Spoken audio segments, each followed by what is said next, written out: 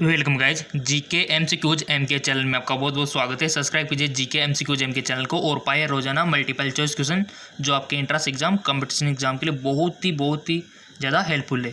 ठीक है, so guys ये हमारा पार्ट 3 है, पार्ट 2 और पार्ट 1। अगर आपने नहीं देखा है तो लिंक दे दूंगा डिस्क्रिप्शन में, जाकर देख लेना। ठीक है, और ये कंप्लीट होने के बाद हम चैप्टर वाइज चलेंगे। ठीक है, और बहुत जल्द कंप्लीट हो जाएंगे हमारे जनरल जो क्वेश्चन है, और बहुत ही नॉर्मल है गाइज, इतने हार्ड भी नहीं है। ठीक है, हार्ड क्वेश्चन भी हम डिस्कस करेंगे, बट ये नॉर्मल वाले हो जाए, सामान्य जो क्वेश्चन है ये हो जाए, उसके बाद हम हार्ड क्वेश्चन भी प्रैक्टिस करेंगे। ठीक है, सभी करना चाहिए क्योंकि इजी क्वेश्चन भी एंट्रेंस एग्जाम में पूछे जाते हैं, कंपटीशन एग्जाम में, और हार्ड भी पूछे जाते हैं।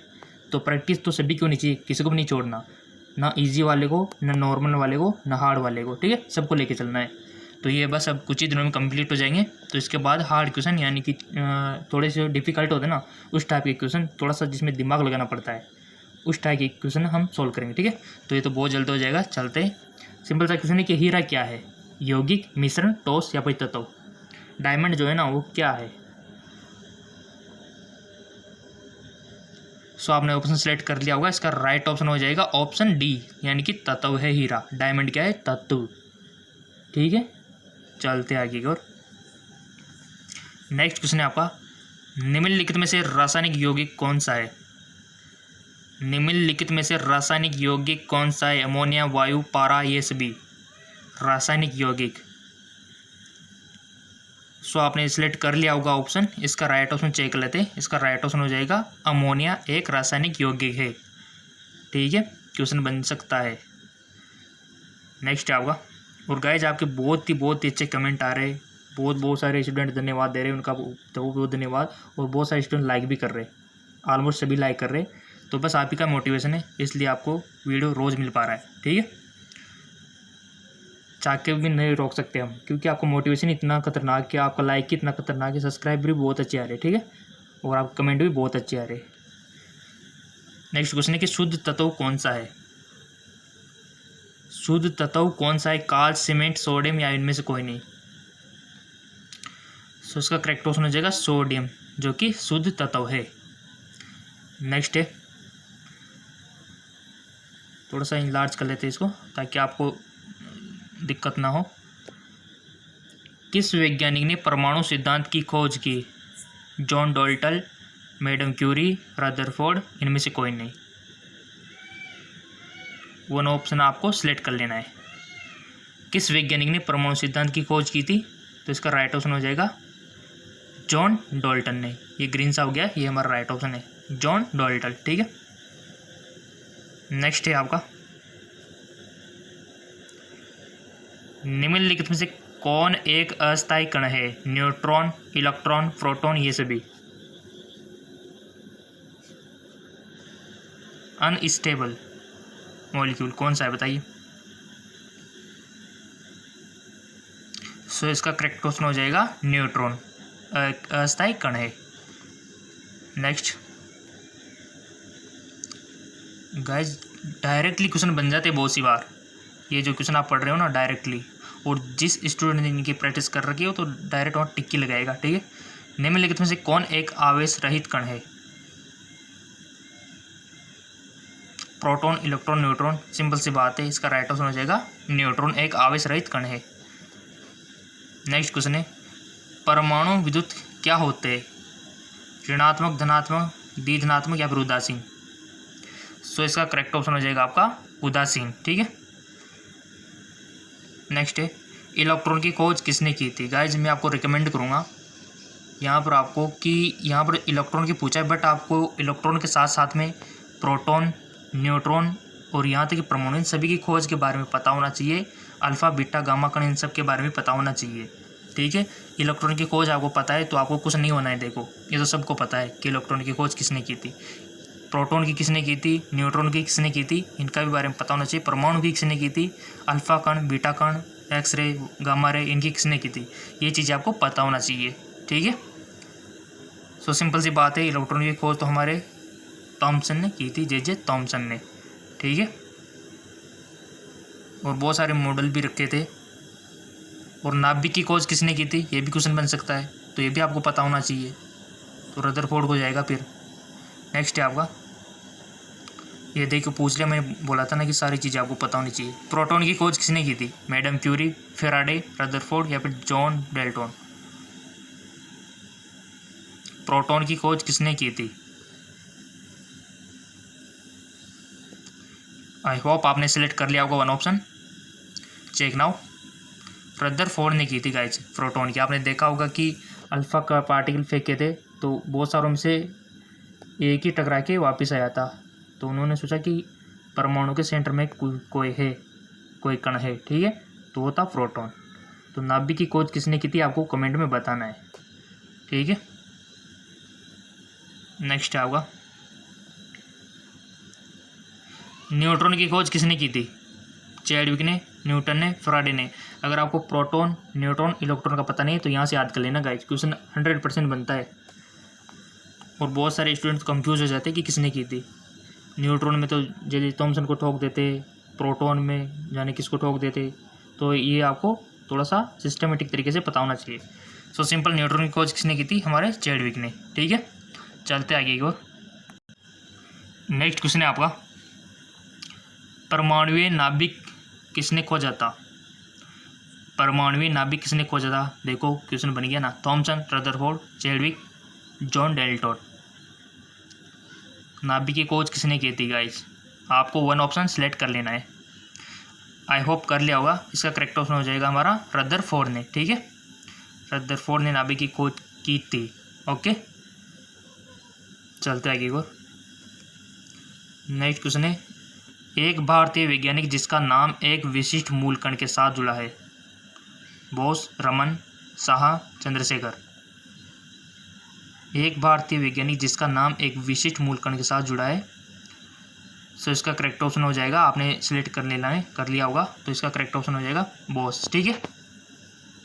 एक मूल कण के साथ जुड़ा हुआ है बोस। नेक्स्ट है, निम्नलिखित में से किस परमाणु के नाभिक में न्यूट्रॉन नहीं होते हैं? निम्नलिखित में से किस परमाणु के नाभिक में न्यूट्रॉन नहीं होते हैं? Helium, tritium, hydrogen, lithium. Hydrogen के कितने समस्थानिक होते हैं ये आपको पता होना चाहिए। 3 होते हैं, बट कौन कौन से होते हैं ये भी आपको पता होना चाहिए, ठीक है ना। अगर पता नहीं है तो पता कर लेना, सिंपल सी बात है, ठीक है।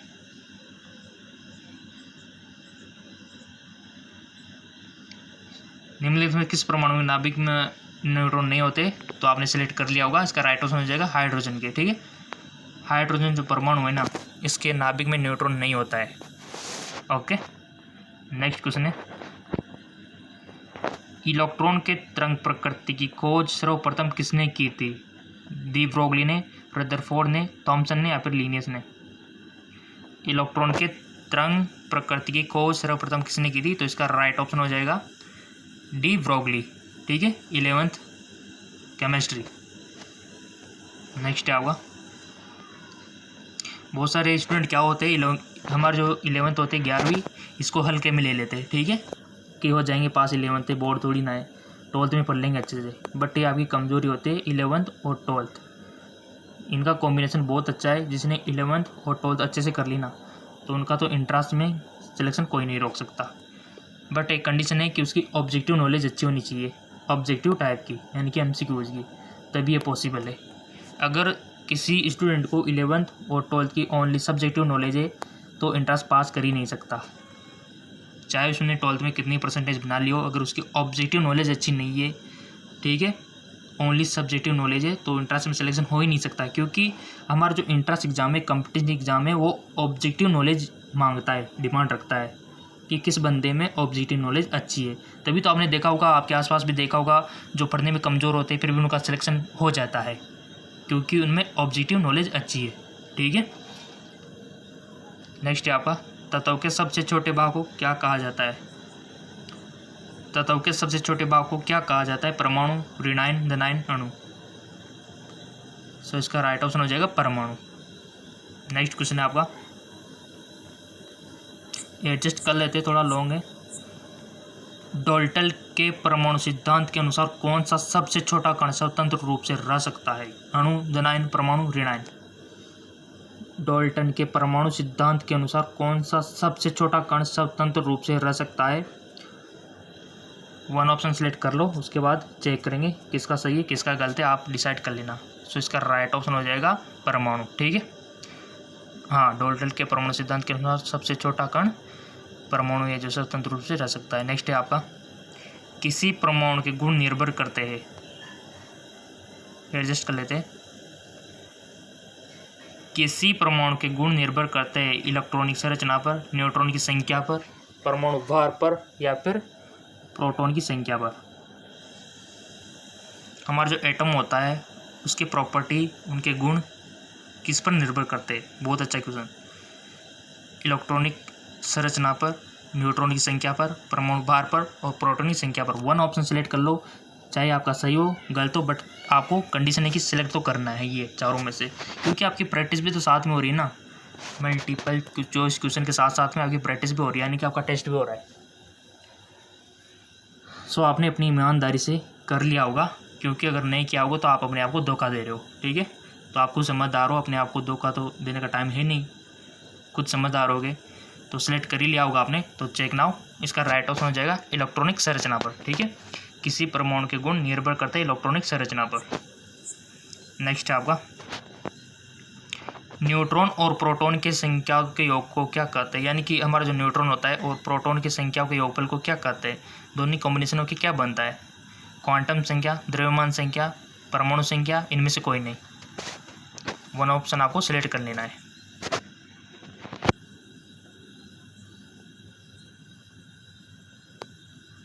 आई होप आपने कर लिया होगा। इसका करेक्ट ऑप्शन हो जाएगा द्रव्यमान संख्या। ठीक है, दोनों मिलकर द्रव्यमान संख्या होती है। नेक्स्ट है आपका, किन किरणों के परिकरण से नाभिक के आकार का आकलन किया जा सकता है? अगर आपने पढ़ा होगा प्रयोग एक्सपेरिमेंट रदरफोर्ड वाला तो कर सकते हो आप। अल्फा, बीटा, गामा, डेल्टा, यहाँ पर सब कुछ दिया हुआ है, चूज कर लो। कर लिया होगा, ठीक है। सो इसका राइट ऑप्शन हो जाएगा अल्फा का। ठीक है, अल्फा, बीटा, गामा। नेक्स्ट है आपका, नाभिक के धनावेशित होने की खोज की थी जॉन डाल्टन ने, रदरफोर्ड ने, अरस्तु ने, इनमें से कोई नहीं। नाभिक के धनावेशित होने की खोज किसने की थी? सो इसका करेक्ट ऑप्शन हो जाएगा रदरफोर्ड ने। ठीक है, किन किन का सही था किन का गलत है ये तो आपको खुद को ही पता है। ठीक है, चलते आगे की ओर। नेक्स्ट क्वेश्चन है आपका, परमाणु भार का अंतर्राष्ट्रीय मानक है H1, N15, O16, C12। परमाणु भार का अंतर्राष्ट्रीय मानक है, तो इसका राइट ऑप्शन हो जाएगा C12। ठीक है, नेक्स्ट क्वेश्चन है, निम्नलिखित में से किसने आणविक सिद्धांत प्रतिपादन किया था? आणविक सिद्धांत, John Dalton, madam Curie, Chadwick या फिर फैराडे?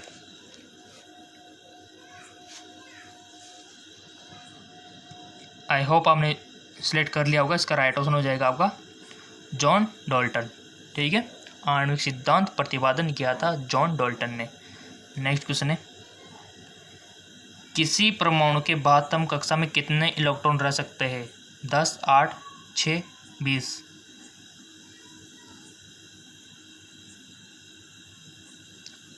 सिलेक्ट कर लिया आपने, तो चेक कर लेते।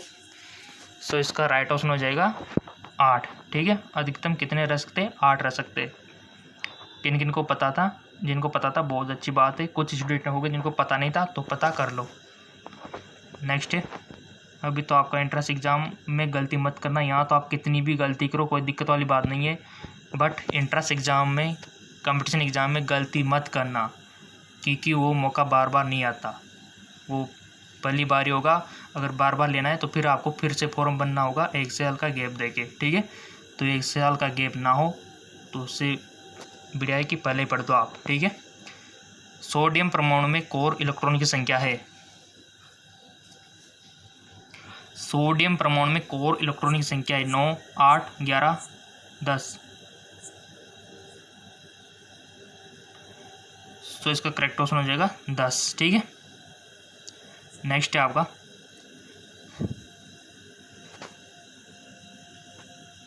परमाणु का द्रव्यमान किन मौलिक कणों पर निर्भर करता है।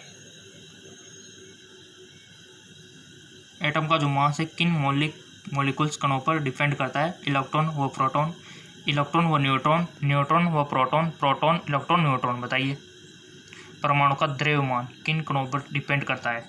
बहुत अच्छा क्वेश्चन है, मोस्ट इंपॉर्टेंट है, लिख लेना अपनी नोटबुक में। सो सिंपल इसका करेक्ट ऑप्शन हो जाएगा न्यूट्रॉन और प्रोटॉन। ठीक है, इन पर ही डिपेंड करता है परमाणु का द्रव्यमान। नेक्स्ट है आपका नेक्स्ट क्वेश्चन,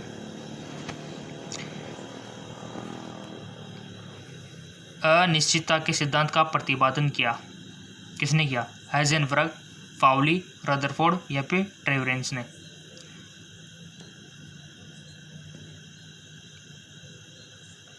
आपने सिलेक्ट कर लिया होगा, इसका राइट ऑप्शन हो जाएगा हाइजेनबर्ग ने। अनिश्चितता के सिद्धांत का प्रतिपादन किया किसने, हाइजेनबर्ग ने। ठीक है, नेक्स्ट क्वेश्चन है नाभिक की खोज रदरफोर्ड ने किन कणों की सहायता से की थी। अल्फा, बीटा, गामा, डेल्टा सब कुछ यहाँ पर दिया हुआ है। अगर आपने भी बचपन में पढ़ा होगा 9th में तो आ जाएगा, डोंट वरी। ठीक है, तो आपने सिलेक्ट कर लिया होगा, सो इसका राइट ऑप्शन हो जाएगा अल्फा कणों से बौछार की थी। ठीक है, तो बहुत सारों में से एक कण वापस आ गया था, तो उन्होंने सोचा कि कुछ है, एटॉम के अंदर कुछ है, और वो क्या था, प्रोटॉन। ठीक है, नेक्स्ट क्वेश्चन है किसी तत्व की रासायनिक प्रकृति किस पर निर्भर करती है। बहुत अच्छा क्वेश्चन, कोई भी तत्व हो गया तो उसका जो रासायनिक प्रकृति है, नेचर है, केमिकल नेचर, वो किस पर निर्भर करता है। इलेक्ट्रॉन पर, न्यूट्रॉन पर, या फिर सीओजी इलेक्ट्रॉन पर, या फिर प्रोटॉन पर। वन ऑप्शन आपने सिलेक्ट कर लिया होगा, चेक नाउ। इसका राइट ऑप्शन हो जाएगा संयोजी इलेक्ट्रॉन पर। किसी तत्व की रासायनिक प्रकृति निर्भर किस पर करते हैं, संयोजी इलेक्ट्रॉन पर डिपेंड करती है रासायनिक प्रकृति। नेक्स्ट है आपका किसी तत्व के रासायनिक गुण निर्भर करते हैं। बहुत अच्छा, परमाणु संख्या पर, द्रव्यमान संख्या पर, परमाणु द्रव्यमान भार पर, या परमाणु भार पर। किसी तत्व के रासायनिक गुण निर्भर करते हैं, किस पर निर्भर करते हैं गाइज। आई होप आपने सिलेक्ट कर लिया होगा, इसका राइट ऑप्शन हो जाएगा परमाणु संख्या पर। किसी तत्व के रासायनिक गुण उसकी परमाणु संख्या पर डिपेंड करते हैं। नेक्स्ट क्वेश्चन है निम्नलिखित में से किसे विभाजित नहीं किया जा सकता। निम्नलिखित में से किसे विभाजित नहीं किया जा सकता। धन, आयन, परमाणु, नाभिक, फोटोन। आई होप आपने चूज कर लिया होगा वन ऑप्शन, इसका राइट ऑप्शन हो जाएगा फोटोन। ठीक है, फोटोन को विभाजित नहीं किया जा सकता। ओके, चलते आगे की ओर। नेक्स्ट क्वेश्चन है गाइज आपका मोस्ट इंपॉर्टेंट, रेडियो सक्रियता की खोज सर्वप्रथम किस वैज्ञानिक ने की थी। गाइज जो रेडियो सक्रियता है बहुत इंपॉर्टेंट है, क्वेश्चन बनता है नाभिक के विघटन, नाभिक के संलयन। ठीक है, हाफ लाइफ आपने देखा होगा, अर्ध आयुष्य काल जो है उससे भी क्वेश्चन बनते हैं। नाभिक यहाँ से क्वेश्चन बनते 100%। ठीक है, तो इनको तो आपका जो चैप्टर ना वहाँ से कंप्लीट कर लेना, यानी कि मोर डिटेल मैं भी कराऊंगा, इससे आपको दिक्कत नहीं लेनी है, बट और अधिक जानकारी के लिए बुक में देख लेना थोड़ा सा। ठीक है, इस चैनल पर तो अवेलेबल होगा इसे, डोंट वरी। नाभिक के ऊपर आप बोल रहे कि चैप्टर वाइज, ठीक है, तो उसमें हम डिस्कस कर लेंगे। नेक्स्ट हमारा जो क्वेश्चन है कि रेडियो सक्रियता की खोज सर्वप्रथम किस वैज्ञानिक ने की थी। Henri Becquerel, Irene Curie, madam Curie, इनमें से कोई नहीं। कर लिया होगा आपने सिलेक्ट, इसका राइट ऑप्शन हो जाएगा हेनरी बेकरवेल ने। ठीक है, हेनरी बेकरवेल ने क्या किया था, रेडियो सक्रियता की खोज सबसे पहले की थी। नेक्स्ट क्वेश्चन है आपका रेडियो सक्रियता किसका गुण। Neutron, electron, proton, neutron, electron, proton, नाभिक। रेडियो सक्रियता किसका गुण है। वन ऑप्शन आपने चूज कर लिया होगा, इसका राइट ऑप्शन हो जाएगा नाभिक। रेडियो सक्रियता किसका गुण है, नाभिक का है। ठीक है, कोई भी पूछ ले, इंटरव्यू में भी पूछ ले तो बता देना है आपको नाभिक। इंटरव्यू तो बाद में देने जाओगे जॉब वॉब के टाइम पे। नेक्स्ट है, बट तैयारी पहले होती है, आपको पता है। रेडियो सक्रियता की इकाई क्या है। फर्मी, क्यूरी, कैंडला, इनमें से कोई नहीं। रेडियो सक्रियता की इकाई क्या है? आई होप आपने चूज कर लिया होगा। इतना टाइम नहीं लेंगे आप, 5 सेकंड से कम में भी आप बता देंगे क्योंकि आप इंटेलिजेंट हो। सो सिंपल इसका करेक्ट ऑप्शन हो जाएगा क्यूरी। रेडियो सक्रियता की इकाई क्या है? क्यूरी। याद रह जाएगा। ओके, बहुत सिंपल है, बहुत अच्छे स्टूडेंट हो आप। नेक्स्ट है आपका अल्फ़ा और बीटा किरणों की खोज किसने की? बताइए। मैंने पहले बोला था आपसे ये 4 चीज़ें आपको पता होना चाहिए। इलेक्ट्रॉन, प्रोटॉन, न्यूट्रॉन, नाभिक, alpha, beta, gamma, X rays, gamma rays, सारी चीज़ें आपको पता होनी चाहिए। किसने खोज की थी? अल्फ़ा और बीटा किरणों की खोज किसने की थी? Willard, Dalton, Faraday, Rutherford. आपकी सुविधा के लिए थोड़ा जूम कर लेते हैं। सो इसका राइट ऑप्शन हो जाएगा रदरफोर्ड। ठीक है, अल्फ़ा और बीटा किरणों की खोज किसने की थी? रदरफोर्ड ने। नेक्स्ट है आपका एक्स किरणों की खोज किसने की थी? बहुत अच्छा क्वेश्चन।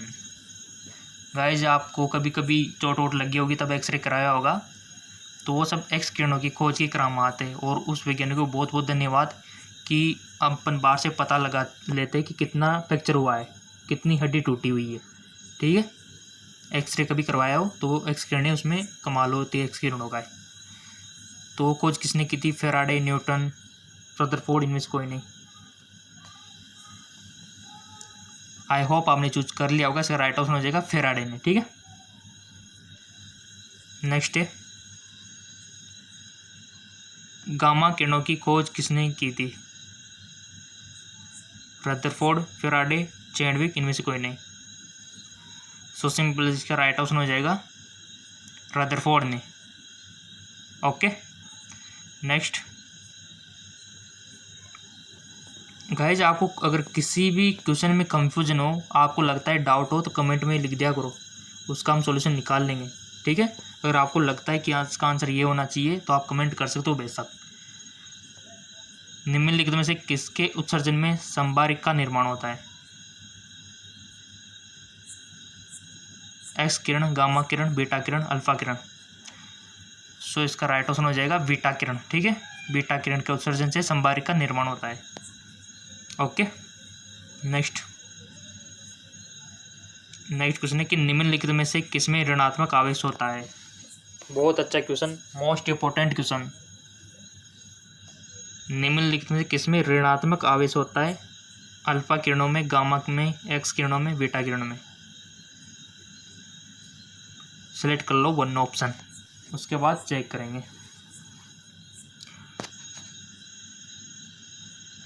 आई होप आपने चूज कर लिया होगा। इसका राइट ऑप्शन हो जाएगा आपका बीटा किरण। ठीक है, ऋणात्मक आवेश होता है बीटा किरण में।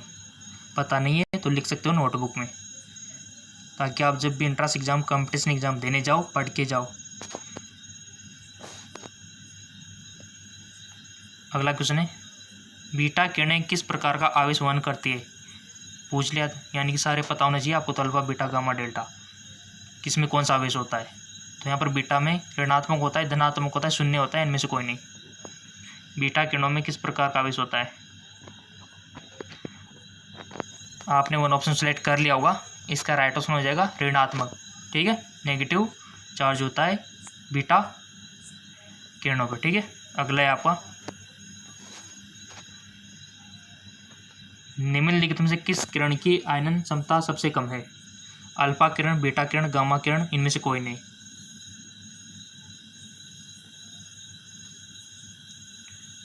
आई होप आपने चूज कर लिया होगा। इसका राइट ऑप्शन हो जाएगा गामा किरण। ठीक है, निम्नलिखित में किस किरण की आयनन क्षमता सबसे कम है? तो है गामा किरण की। ठीक है, हाँ बिल्कुल, आयनन क्षमता गामा किरण की कम है, सही बात है। ठीक है, तो ये सारी चीज़ आपको पता रखनी है। अब चलते हैं नेक्स्ट क्वेश्चन की ओर। नेक्स्ट क्वेश्चन है आपका निम्नलिखित में से किस किरण की वेधन क्षमता सबसे अधिक होती है? गाइज बहुत सारी किरणें होती है जो आपके कागज़ को ही पार कर सकती है, कुछ ऐसी भी होती है जो आपके शरीर को भी पार कर सकती है, यानी कि चमड़ी को, मांस को, और कुछ ऐसी किरणें होती है जो लोहे को भी पार कर सकती है। तो यहाँ पर पूछा गया है कि निम्नलिखित में किरण की वेधन क्षमता सबसे अधिक है? अल्फा की, गामा की, बीटा की, इनमें से कोई नहीं। किस किरण की वेधन क्षमता अधिक है? चूज कर लिया। ठीक है, तो चेक कर लेते हैं। इसका राइट ऑप्शन हो जाएगा गामा की, ठीक है। और आपको पता है कि अल्फ़ा, बीटा, गामा ये इस प्रकार का क्रम होता है, ठीक है। ये थोड़ा कम होता है, इसमें थोड़ा ज़्यादा होती है और इसमें और ज़्यादा होती है, ठीक है। तो ये क्रम पता होना चाहिए आपको। अगला क्वेश्चन है, पृथ्वी की आयु का आकलन किया जाता है कार्बन डेटिंग विधि से, जैविक विधि से, यूरेनियम डेटिंग से, या इनमें से कोई नहीं।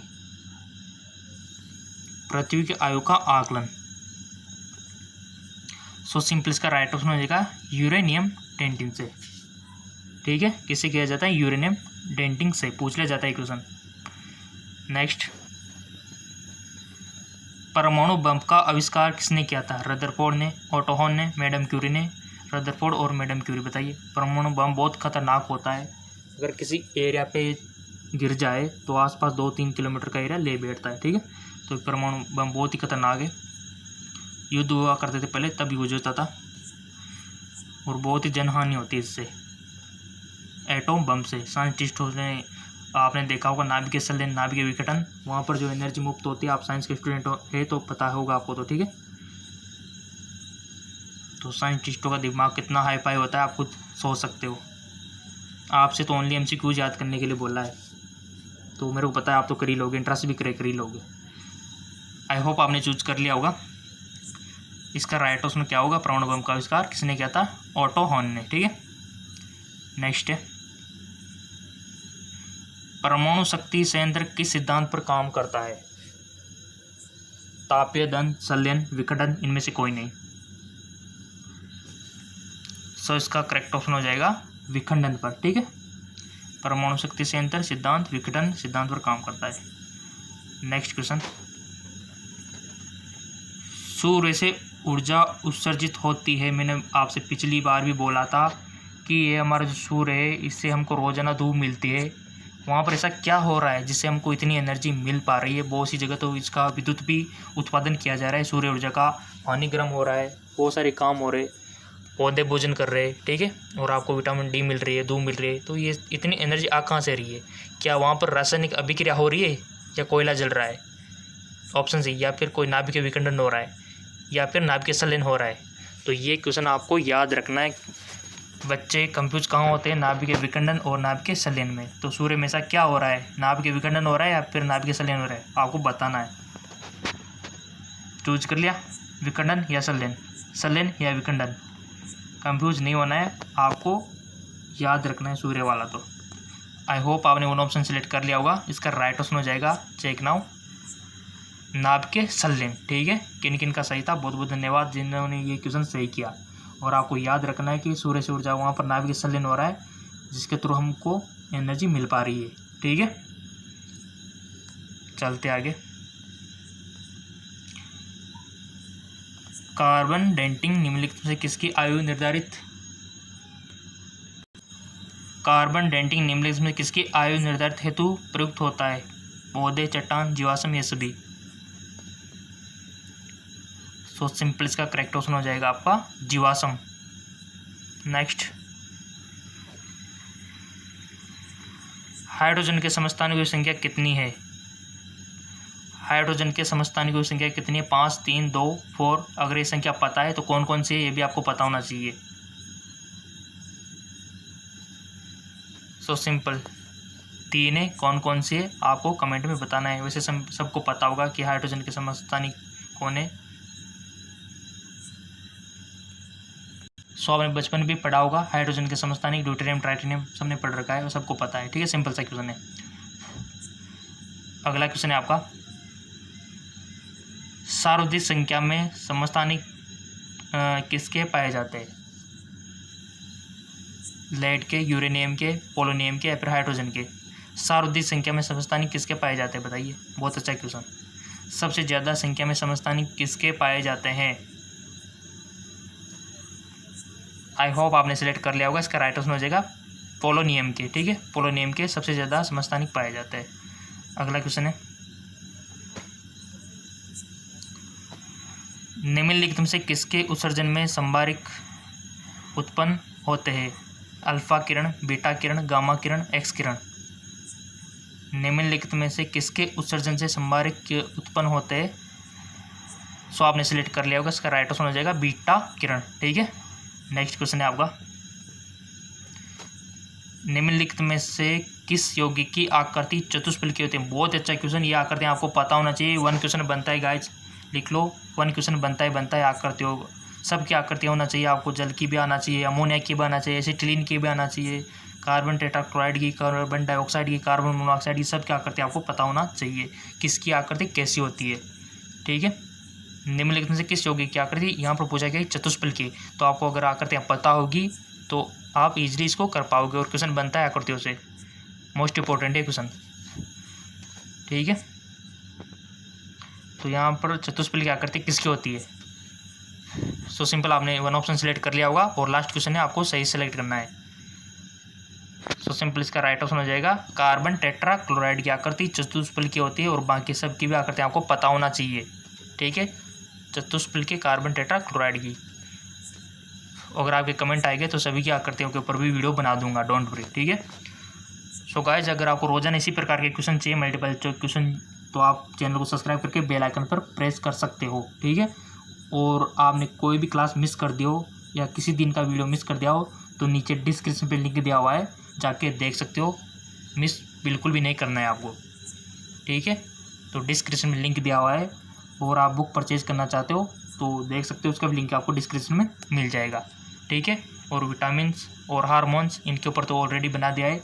जिसको बायोलॉजी के क्वेश्चन चाहिए वो भी डिस्क्रिप्शन में दिया हुआ है, केमिस्ट्री के चाहिए तो उसका भी लिंक आपको डिस्क्रिप्शन में दिया है, फिजिक्स के भौतिक विज्ञान के चाहिए तो उसका भी लिंक नीचे डिस्क्रिप्शन में दिया हुआ है। ठीक है, सारी चीज़ें मैंने डिस्क्रिप्शन में इंक्लूड कर दिया ताकि किसी भी स्टूडेंट को दिक्कत नहीं होनी चाहिए। देखो, हमारे स्टूडेंट को दिक्कत होनी नहीं चाहिए किसी प्रकार की। ठीक है, और कोई भी असुविधा हो तो बोल सकते हो कमेंट में। ठीक है, तो फिजिक्स के लिए भी है वीडियो, केमिस्ट्री के लिए भी है, और हमारा जो केमिस्ट्री, फिजिक्स, बायोलॉजी, इन सभी के लिए है, यानी कि पीसीबी के लिए और जनरल नॉलेज के लिए भी है, और बुक्स की सेवाएं भी उपलब्ध है, आप देख सकते हो, नीचे डिस्क्रिप्शन में लिंक दिया हुआ है। ठीक है, तो ये हमारा पार्ट 3 कंप्लीट हो चुका है। अगर आपने पार्ट 2, पार्ट 1 नहीं देखा है तो नीचे डिस्क्रिप्शन में लिंक दिया हुआ है, जाके देख सकते हो। ठीक है, ओके, धन्यवाद।